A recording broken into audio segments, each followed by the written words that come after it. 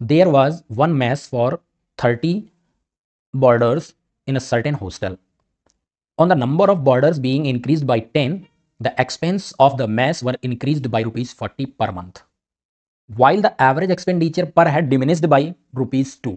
Find the original monthly expense. Question को बड़े ध्यान से पहले समझ लो, उसके बाद हम आगे चल के हम इसको सॉल्व करते हैं। इसमें कंडीशन देखो क्या है, कंडीशन ये है, कह रहा पहले 30 मेंबर थे, 30 मेंबर थे तो इनका कुछ ना कुछ एक्सपेंडिचर पहले रहा होगा, हॉस्टल में कुछ ना कुछ इन पे खर्चा किया जाता होगा खाने पे। तो यहाँ पर एक्स मान लेते हैं, नंबर ऑफ पर्सन है वो 10 इंक्रीज हो जाते हैं, नंबर ऑफ पर्सन 40 हो जाएंगे। अब नंबर ऑफ पर्सन 40 हो जाएंगे तो डिमिनिश बाई उनका जो एक्सपेंडिचर है 2 रुपये कम हो जाता है। मीन्स अगर पहले एक पर्सन पे एक्स रुपये खर्च किया जाता था तो अब यहाँ पर एक पर्सन पे खर्च किया जाएगा एक्स माइनस 2। इतनी बात यहाँ पर क्लियर है। तो ये है इनकी सिचुएशन, एक्स माइनस 2 यहाँ पर खर्चा किया जाएगा।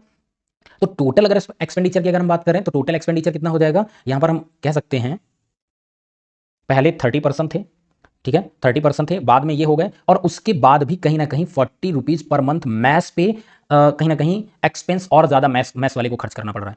तो हम क्या करेंगे, इसका मल्टीप्लाई हम इससे माइनस कर दें, क्योंकि इसकी वजह से ही तो ये ज़्यादा खर्चा हुआ। तो हम ये कह सकते हैं 40x minus 2 minus 30x is equal to, difference आया कितना 40, तो ये कितना हो जाएगा, ये होगा 40x minus 80 minus 30x is equal to ये 40 हो जाएगा। 40x 30x माइनस होगा तो बचेगा 10x, माइनस 80 उधर जाएगा प्लस हो जाएगा, तो प्लस होने पे ये वैल्यू बन जाएगी 120। x की वैल्यू यहाँ से निकल के कितनी आ जाएगी, x की वैल्यू यहाँ से निकल के आएगी 10।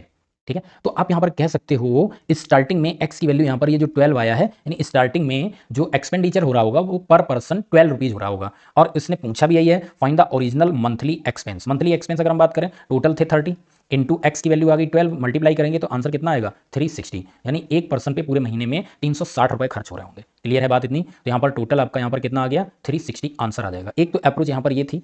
दूसरी एक अप्रोच देखो यहाँ पर क्या है, इसको भी जरा ध्यान से समझना।